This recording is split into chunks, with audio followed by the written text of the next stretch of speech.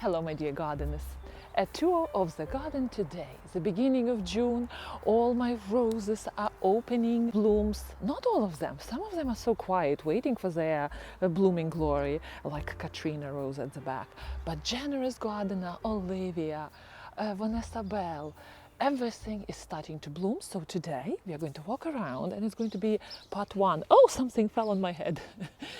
So it's going to be part one because not all of the roses are in their bloom. I will keep you updated. And we will start our tour from the back porch. I will focus on pros and cons of each plant. I want this video to be beginner friendly. This way you will see each plant, how it's growing, and I will tell you what's the best thing about it and what's not. This way you know if it's worthy to introduce in your own garden. And also we will all focus on privacy of my space, because this is one of the strongest features of my garden, I think. Again, if you don't know who I am, my name is Olga Carmody. I am Ukrainian. My husband went to peace corps in Ukraine and brought back a souvenir, a wife. And we are living in Connecticut. This is zone 7A. Our garden is fairly small and one fifth of an acre, so it's not a big space, although it does look big on the camera. Maybe because of the expanse of middle lawn we have here. And I'm always tempted to start planting something in the middle of the lawn. And recently I said to my daughter, how about this? How about this beautiful big water fountain, which I want to make out of hypertufa, and put it right in the middle here in front of the entrance of our back garden room here. Beautiful space. And my daughter said to me, Mom, do you want to ruin our lives? So I said, no, we are going to keep the grass going and we will share this space, which is pretty beautiful. This garden, my garden this year is, oh gosh, the best, I think. So let's begin with the back porch. The back porch is very secluded and you do have the feel of this quiet space among all the hustle and bustle of life. We do have 6 neighbors, but thanks to this porch coming to the back of the garden, this is backyard, and this wonderful Japanese holly, which we inherited with the house. It was growing near our porch as a teeny little baby plant of 2 feet, and it matured into this glorious, wonderful shrub, which is, for me, almost disease-free, carefree. It does need to enlarge, so pruning is needed here. But usually Japanese hollies are excellent substitutes to boxwoods. If you live in an area where boxwoods are really struggling with pests and diseases, do look into Japanese hollies. And they don't have to be huge like this. There are dwarf varieties under 1 foot, and if you trim them regularly, they can look like Japanese holly, like boxwoods without any diseases. The only thing I have here is this holly. It's attacked with white flies at this time of the year, so what I do, I spray it, I hose it. Oh, here is a bird on my arch. Oh, it flew away. Okay, so that's the only problem I have with that Japanese holly. And if you trim it too hard, you go into a dark brown wood, it doesn't want to rejuvenate as quickly as, let's say, yews. So this area has a lounge chair. It feels very good, this lounge chair, because it is protected from both sides. It feels like this cozy little nook surrounded by plants. Morning sun, this is morning right now, and what I like about this space, I come out here in the morning and I water my plants, I enjoy the sun. And if I, for whatever reason, don't want the sun, we do have another sofa in the garden which has morning shade. This area has Vanessa Bell Rose, which is just beginning to open its blooms. This is a very good year for roses. First year where Vanessa has so many healthy buds. Oh, in our next part 2 garden tour, you will see all these blooms here. wonderful. Vanessa Bell is sharing a very tough space with Japanese holly here. As you can see, usually roses do not like root competition, and I was worrying about Vanessa Bell, but it is standing its ground here just fine. Of course, I make sure I fertilize it and water it well, and these blooms are very welcomed here against the solid greenery of Japanese holly. Oh, and there is a beautiful aphid's predator, a ladybug just on the leaves. Very, very good. As you know, I try to garden organically, so my roses are not sprayed against any diseases or bugs, so I only use organic products, and looks like that balance between good and bad bugs is working well. Look at Ladybug. She is looking for aphids, but there are none. Great. All right, next to my Vanessa Bell is a rose which suffered tremendously this winter. So this rose was overwintering. It's good to zone 5. I assumed it's going to be good in our area to overwinter because we are zone 7A, and usually pot roses can be good outside. 2 zones colder than mine zone. Well, it was a mistake. It was eaten away. I think it did sustain damage, and I'm suspecting that it might be because of this pot. I made this pot myself out of cement. I'm not sure, but we will see. This year, this rose is half of its size. I'm going to keep it in the garage for the winter. That's the verdict on this beautiful rose. But despite all the damage, look, it is creating all the buds, and it's going to bloom soon. At the back we have sedum. You were asking me if I'm trimming sedum. No, I don't. I let sedum grow, do whatever it wants. It is literally a carefree plant. This is it's maybe 5th or 6th year in the pot, so it sits in the pot overwintering. I barely water it. I do fertilize it. That's the one thing. Usually they say don't fertilize sedums, but you see that nice bushy growth where sedum forms a nice cap, kind of. I rely on that foliage, and sedum does bloom in the fall, where majority of the garden life kind of migrates to the house, right? We close the garden. Sedum blooms at that time, and I don't mind it because through the year this green foliage is so important. Dusty Miller, a wonderful silver addition. Dusty Miller doesn't have great blooms, and we really don't keep Dusty Miller for that in the garden. What it does, this silvery color complements so well any blooms, so you can include this peaceful color, and I like silver color in the garden because it adds that relaxed, calm atmosphere. Very good. Floss flower. My first year growing the tall variety, and I have quite a few of them. So there is 1, 2, and there is 3 right there. I'm watching floss flower, and I was thinking that it would be a very airy growth, where tall stems will shoot in the air. For me, floss flower is very robust. Strong stems, as you can see. Flowers are just coming into their blooming time. Well, we will see how it goes. I like how strong it is. This tall floss flower, Geratum, is usually grown for cut flowers for bouquets. It didn't reach its height yet. I was expecting that the floss flower will be a little bit higher. Well, we will see. This is just the beginning, right? And these back stems are pretty tall by now.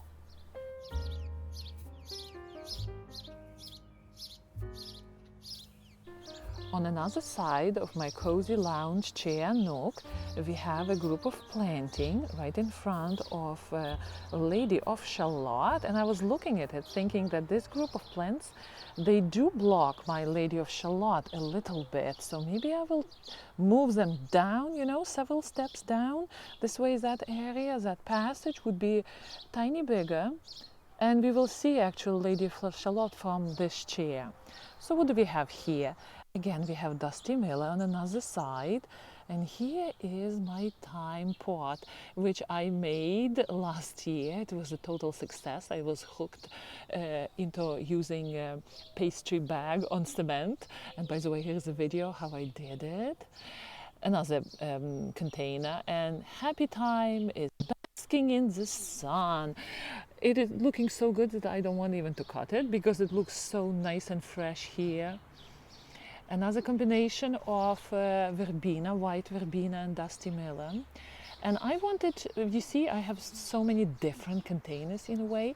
So what I wanted to do, I wanted to combine them to unify all this grouping of different containers with the help of sauces, the same color sauces. You see, here I have the green one. There under my sedum, I have another green one. I bought them from the store last year. I came back to the store, job lot by the way, and they didn't have it. So I don't know what I'm going to do. I have only 4 sauces. I don't want to do different color sauces, so maybe I can hunt them down. Again, look at sedum. Doesn't this looks great? It adds so much structure to the garden. Again, floss flower echoing another side of my porch. And here we come to my herb garden, a little 3-level shelf. I found it at the second-hand store many years ago, and it's a galvanized steel, which is very convenient. And here we have several pots, again, hypertufa and cement pots, which I made myself. They're doing very well. The only problem here is, you see the saucer, it's full of, I have to clean it. It doesn't look very sightly. And my basil is slightly struggling inside here. I think I introduced basils too early. We had such cold springs that basil struggled, and now it kind of can't bounce back. This is another thing. Poor thing, it's already ready to bloom, but there is no bushiness and it struggles here. So what I did, I planted lemon basil myself. And look at the shape of lemon basil. It doesn't look like lemon basil, does it? I don't know what I planted here. We will see. This is going to be a surprise plant. Interesting, right? All right, so here this cute little grouping is, you see these little tiny little containers. This is Aquaria, and this is what I do when I have leftover of cement projects. You know how sometimes there is always a scoop left? So I make little pots. I just make little indentation, make a pot, and they are great as gifts. I made several of them already, gave out as gifts, made another, some more like this one. And this poor Aquaria was overwintering in the house. I better hide it in the shade because I just moved it out and it has such hard time getting used to the sun. You see it has little sun damage. All right, let me move it somewhere here. And this guy is going to go right here. Next to my Aquaria is October Daphne, a very good succulent. It really doesn't tolerate foot traffic, although it's described as ground cover. It has beautiful, very gentle pink blooms at the end of the season when all the sedums are in bloom. So I have 2 of them. I really like that beautiful gentle presence, and you see how the coloration of the edges of the leaves makes the sedum so pretty. So I always look forward to those gentle blooms at the end of the season. I have 2 of them here. This pot, I made it. It's not occupied. It's very small. I have no idea what I'm going to do with it. My beautiful rosemary basking in the sun, loving it. It's going to go into the house at the end of the season, and I will try to overwinter it again inside the house. And behind rosemary is willow, dappled willow. It came into my garden as a gift, and what it does here, it's a little bit diseased. It has gall. Here it will be easier to see it from this side. It has gall right here, and usually what's advised to do with gall is very cosmetical. Very often we can take it out if it's not main stem. Willows are very robust. It overwintered outside in the small container. I planted in a little bit bigger one this spring, fertilized it well, and my willow is filling up. I trimmed it once. Maybe I should trim it again to get this bushiness and keep it as standard, just in large container with the growth of the plant, right? Because willows, these dappled willows, they are fairly big plants if they are kept outside in open soil. Well, my willow would be somewhat restricted in its root growth, so it will stay just like this, or maybe a little bit bigger. And of course, trimming helps to make it bushier, this canopy. And I like these edges, they're so cute looking. Dappled willow is getting more and more popular in landscape here, at least in our area in New England. So that's good. I like that nice variegated foliage. Again, Dusty Miller at the end here. Wonderful, wonderful. And by the way, these pots, I made them last year myself. Maybe I should have gone for different sizes. I made 4 of them of the same size, and they are going to serve me in the garden for many years because they're made out of that artificial plastic wicker. So what I do, I just pop store-bought containers in, and here we go. Instantaneous upgrade in look, right? Look at those leaves, how they stretch to the sun. Let's turn them around to get them a little adjusted here. Oh, and here, this little fellow, he is another sedum, Angelina sedum, growing in a cute container I made for it. Very lovely. All right, so this is the area of the back porch, a secluded private spot. And right now it's quite busy because right behind we do have a birdhouse.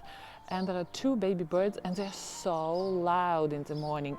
It's kind of nice to see how adult parents are constantly busy running in and out, feeding those cute little babies. And when I pass there, because sometimes, oh, here they are.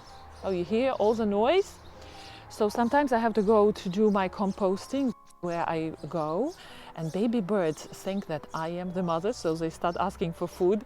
It is so cute. They don't differentiate me and parents yet because they're still fairly small. All right, since we're here, let's do the tour of this corner. The privacy of this corner is being provided by privet hedge. And privet is considered invasive in some parts of the world. Here it's wildly grown as a hedge, which I would not recommend because privet is such a fast-growing plant that you need to trim it literally 4 times a year, which is a headache. So let's look at my beautiful Olivia rose. Olivia rose is occupying this lovely space here, which has a lot of sun. Olivia is very disease-resistant beauty, and it is just starting its blooms. It's one of the early roses to start to bloom. Oh my, those birds do not like me. So Olivia is sharing this space here with the arch, which is lovely. I'm very happy with this project here. This arch is going to stand here for many years. It looks like natural wood arch, but there is treated wood hidden in between these planks, so the arch is going to be very sturdy. And if I need to change one stem or 2, you see this one kind of got moved out, I have to reattach it again, I will do that, and this arch will keep living. So this arch signals, in a way, together with beautiful flagstones, that we are entering into a different area in the garden. And because this entrance creates a sense of journey, right, adventure, the space looks so much bigger. So when you come through here, suddenly there is something different going on. And this is the favorite place of my husband, although Our new area, which I designed on another side of the garden where there is a woodland corner, is becoming everybody's favorite. So there are many favorite spots suddenly in the garden. My husband wants to sit there, my husband wants to sit here. And this is the original sofa. We have our holly blooming there. And it is a magnet. It's a male holly. It's a magnet for all the pollinators. So all the dust is settling on all the furniture, which is fine. I can tolerate it. So Olivia Austin, look at this beauty. The only thing Olivia Austin is a negative, I would say. It's somewhat stiff in its growth. And my sister-in-law grows Olivia Austin as a cascading small climber, because that's what Olivia wants to do. It sends out long shoots at the end of the summer. And she sent me recently the picture of it, and I looked at it and I said, you know what? Maybe I should let my Olivia to do the same, because it looks so kind of nice and beautiful in that growth. Here I'm keeping my Olivia as a shrub, so during spring pruning I prune it tight here, and this is how Olivia grows. Very disease resistant. There is one little flower which got broken. I will bring into the house. Very disease resistant. The only thing I can say about Olivia is that it doesn't want to clean its leaves, which end up on the stems, and then it looks unsightly, so it needs that general maintenance to keep it up. Here we have, oh yes, they are. Hello. Oh yes, hello. Oh, they're so cute. Okay, so here we have our area with raspberries. A very good season for the berries, I must say. Plenty of berries. Look at this. Oh, and what I did here, I introduced a second variety here, ever-bearing variety. I think this is the one, and it looks much more productive than my other raspberries. So I'm going to watch which one is doing better, and maybe I will eradicate another one and give preference to a more productive one. We will see. This little thing, surprisingly, is standing so long here. Okay, I'm getting out of here. It stood so long here. I surely thought that this is going to go down this year, and I will need to take it down, and I want to create some sort of a middle pathway here. But I think I will let it stand another year, to live another year here among my raspberries, which are going to have a beautiful harvest this year. My kids are going to be very happy. All right, so this nook, it's another area which still is underdeveloped here. What brightens up this area is my lamium. Dead nettle, I don't like the name dead nettle, lamium sounds so much better. And look at it here.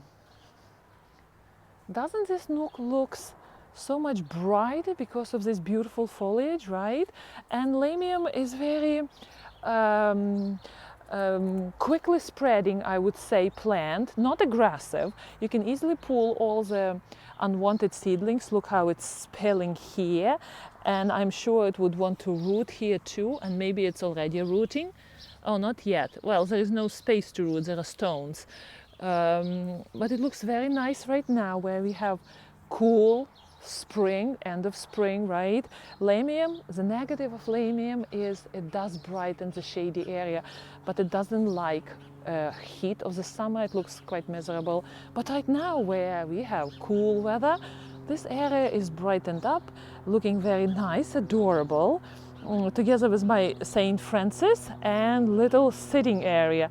And here I introduced little Creeping Charlie on the hook here. Creeping Charlie is feeling quite happy here, ready to crawl and get rooted. Well, it's not. It's going to have this nice cascading habit. And the bright foliage of Creeping Charlie brightens up this area. That play of different shades of green is so welcomed in the garden, right? All right, let me quickly show you this area, although I showed it to you already in one of the previous videos. So this is one of the secret entrances, which my family uses all the time. All the visitors go through another side. It's very narrow, very quiet, thanks to two mature boxwoods, a gate, my azalea, which I love this azalea here. It does so many jobs. This azalea doesn't bloom because the shade here is somewhat strong. But look, no diseases. Azalea loves the shade. I don't really water it here a lot, and it does the job well. It's regularly trimmed here to make this passage kind of workable, right? And azalea just grows here, gives us several blooms here on top, but otherwise this healthy green foliage is very welcomed. And this area, this is what I did with a delayed Diolene rose here. You can see the progress. So look what I did with Adelaide Diolenes. All the bottom growth I just took off. I'm not sure what I'm going to do here. There was originally what was growing here was peonies. They didn't like the shade. They started to decline, barely making it this season. So I just took them off, cut the foliage. If they want to regrow, let's see how that will go. But foliage was really miserable. And oh, why is this wilting here? Oh, you know what I did? I cut it off and I didn't take this. Why did I cut this off? Okay, whatever. So you see what's happening here with Adelaide Diolenes. It wants to grow here. I'm training it there because I want to shade, give greenery to the view from our library right there. So it does work. That greenery feels so good when you look outside, and generally our library is on the darker side. Plus I'm introducing a wonderful stained glass window there. I will keep you posted how that is going. One window is ready and another window I'm working on it. Although I'm so busy in the garden that window is kind of pushed that project, but one window is done and it looks so good. Again, we are relying on the foliage and it's damaged a little bit. Well, we will see. Not much blooms because it's dark here. This tree matured a lot.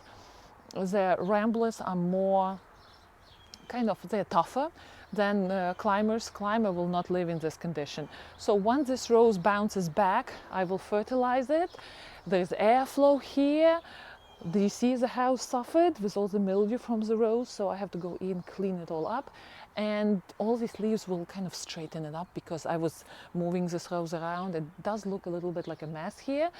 It will look okay, and rose will be doing fine here.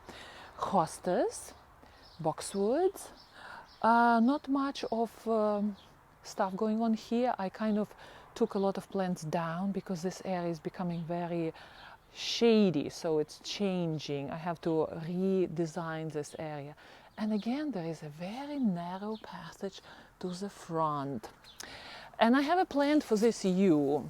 As you know, yews do rejuvenate on old wood. So if you need to, if you have an area where you need to cut the plant vigorously and you know that you're going to do it, yew is a good candidate because you can cut into old wood, into brown. You see the brown space, and yew will regrow. So you will have that greenery eventually. It doesn't happen quickly because yew is famous for being a slow grower. But once it's there, nothing can kill it. There are no diseases. Yew is so good at taking drought, wind, cold. I sometimes do not like how somber this green color is, especially in the winter. But the new shoots are so green and happy. And what I'm planning for this yew here, I'm planning some sort of an arch out of simple wood planks to frame this entrance and make it like a Gothic entrance. So I'm not trimming this yew yet because I might trim it into a straight line to match this arch. I kind of have to scratch my head about it and make this entrance a little bit wider. So this is the entrance to the front of the house, but we are going to go to the back and check my generous gardener, that area around our back dining corner, our patio.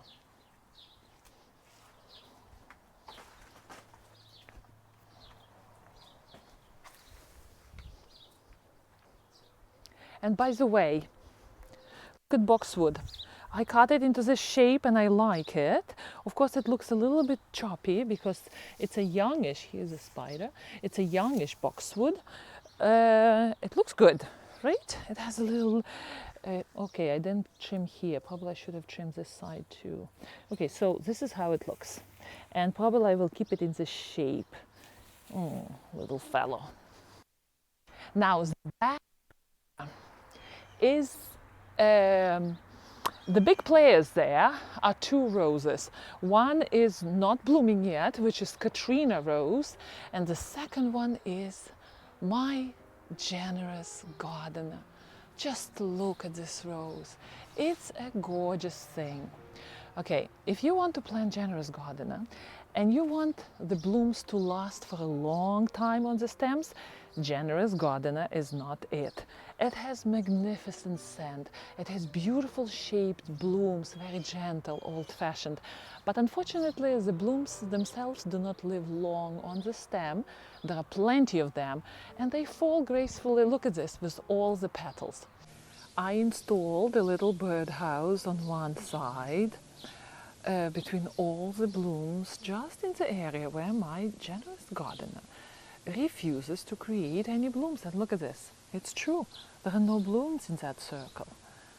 The birdhouse is not occupied by birds, so I'm not sure if they don't see that entrance. Maybe next year or maybe not. I would be very happy if this birdhouse would be just a decorative feature, framing, adding another nice element to all this area, together with a little duck or goose.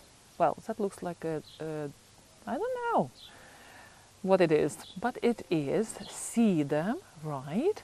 This area, and a water fountain on the table. Well, water fountain, what's happening here? Okay, let's move this saucer and let's look at water fountain. There is no water. Okay, I will add water. So this is how much it evaporates every day. As you can see, I put stones in for birds, to invite birds to come in. And what I did this year, I introduced a wild strawberry to grow. This area gets so hot. You see, there are two tiers, and by the way, here's a video how I made this water fountain. So my wild strawberry really doesn't like all the heat radiating from the table here, because it gets very hot here in the middle of the day. Again, right now it's morning, so it's a little bit dappled, somewhat dappled shade here. And I'm considering switching these strawberries. You see, this is clearly the sun, the heat damage when the leaves burn like this. Take wild strawberry out, leave all the sedums here, and introduce, maybe divide this sedum into little pieces and plant them all over, because this sedum is very quick to grow. So this is my beautiful water fountain here. It gives us enormous amount of pleasure, that quiet water flow. And you can see I took off. I decided to keep it without any heads here. And this way water is not very high, it just bubbles quietly. And then when the sun is strong, it runs probably this high, just enough to have that water movement through this area. I don't want it to be very busy and splashing all over. And of course, look at the growth of Katrina rose. Katrina rose is a power rose. This rose is maybe 3 or 4 years old. I planted here as a baby little thing. It is a gift. Thank you again. And as you can see, this rose is picking up speed. This year, I will keep you posted again in my next video. It's going to be beautiful right here near our table. And usually we have dinners here. So combination of scent of generous gardener. By the way, generous gardener is extremely scented and has a very sophisticated scent. So combination of that with the blooms of Katrina rose this year. Oh, it is, these two features, these two roses are kind of dominating all this area here. and making it very pleasant. My unknown rose in the pot, best year yet, it's its third year, creating wonderful blooms on very stiff stems. The blooms are lasting quite long on the rose, and it would pay to know what rose it is, but I don't. And two color verbenas are keeping this corner somewhat bright on both sides. Even the way petals falls to the ground is charming, right here, this corner. Originally it was one of the best corners in the house, but now, because I organized the whole area behind my generous gardener, and you and me, we spent a lot of time this spring trying to envision this area here. Look at this.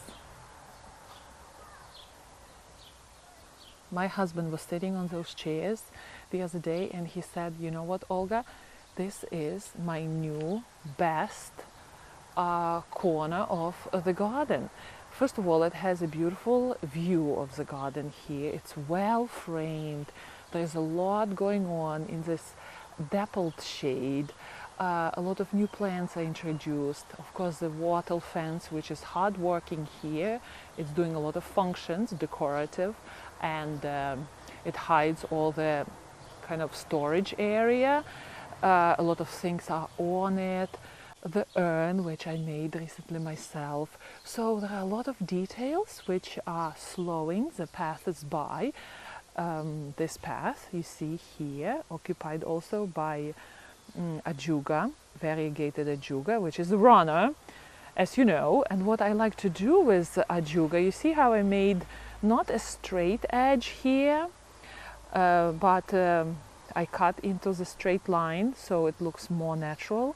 And what ajuga does here, it keeps all the needles from our trees spilling on our sidewalk, and that was the original design. I wanted to have that less of a maintenance here, and it looks like it's working. So hostas was being replanted this year. There on the wattle fence we have again little creeping Charlie. I'm not sure how happy it is here.